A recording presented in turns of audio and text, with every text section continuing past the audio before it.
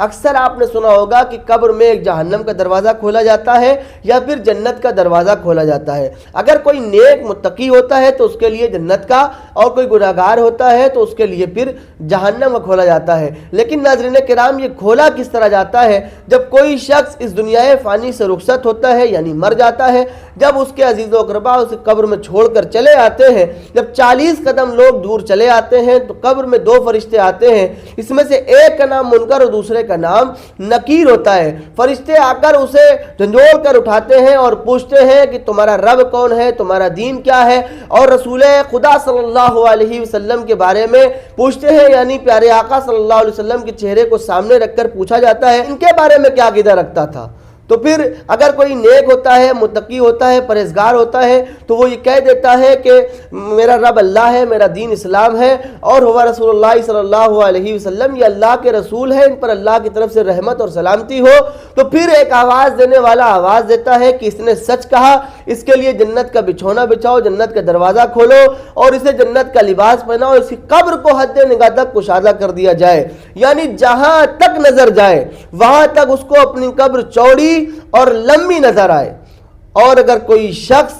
ان تمام سوالوں کے جواب نہیں دے پاتا ہے، یعنی اس سے پوچھا جاتا ہے تمہارا رب کون ہے، وہ کہتا ہے ہائے افسوس مجھے نہیں پتا، تمہارا دین کیا ہے، ہائے افسوس مجھے نہیں پتا۔ اور جب رسول اللہ صلی اللہ علیہ وسلم کے بارے میں پوچھا جاتا ہے تو ظاہر سی بات ہے جب اسے یہ نہیں پتا کہ ہمارا رب کون ہے، ہمارا دین کیا ہے، تو رسول اللہ صلی اللہ علیہ وسلم کے بارے میں کیا جانے گا؟ اچھا، جو رسول اللہ صلی اللہ علیہ وسلم سے محبت کرتا ہوگا وہی بتا پائے گا۔ ایسا نہیں کہ صرف یہ کہنے سے کہ ہم مسلمان ہیں، ہم ایمان والے ہیں اور قبر میں جائیں گے تو پھر سوال کے جواب دے پائیں گے، نہیں دے پائیں گے۔ مین جو سوال ہے وہ یہی ہے جو رسول اللہ صلی اللہ علیہ وسلم کے بارے میں ہوگا۔ تو اگر کوئی محبت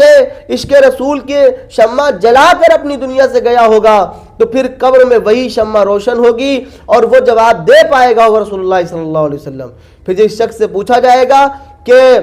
یہ کون ہے، ان کے بارے میں رسول اللہ صلی اللہ علیہ وسلم کے بارے میں پوچھا جائے گا تو کہے گا ہائے افسوس مجھے نہیں پتا یہ کون ہے۔ پھر اس کے بعد میں ایک آواز دینے والا آواز دے گا کہ اس نے جھوٹ کہا، اس کے لیے ایک جہنم کا بچھونا بچھاؤ، اس کے لیے جہنم کا دروازہ کھولو اور اس کو جہنم کا